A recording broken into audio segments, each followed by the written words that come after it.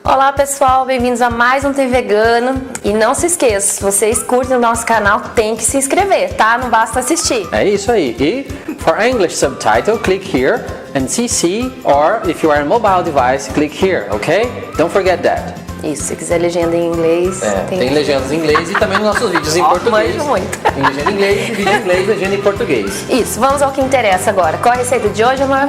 Tempurá de legumes, uma receita tradicionalíssima.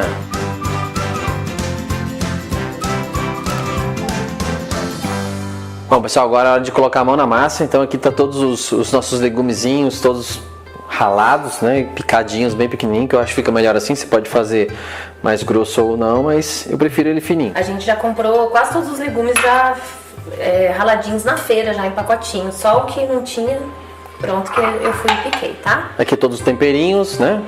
Que tá na descrição também, você pode conferir.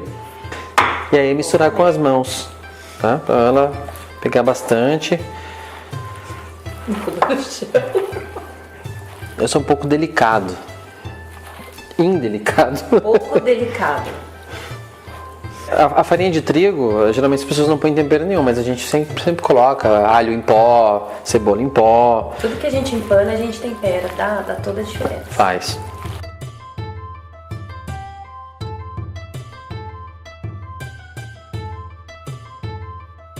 O nosso temporá tá pronto. A gente trouxe a Amora de novo aqui pra ela ajudar a gente, né, Amora? Ela tá um pouquinho brava, mas... Tá com sono. Crianças, todos que tem, sabem como é, né? Mas vamos provar nosso tempurá do Japão, né, Amora? Isso. Tá bom. Vamos pegar um. Você quer segurar a bandeirinha enquanto isso?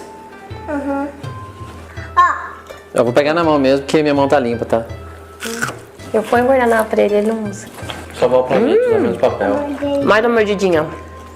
Bem pequenininha, porque tá quente ainda. Muito bom, gente. Muito bom. Colocar uma pimentinha aqui.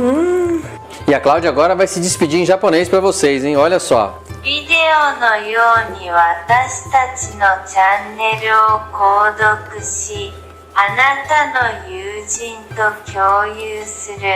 またね。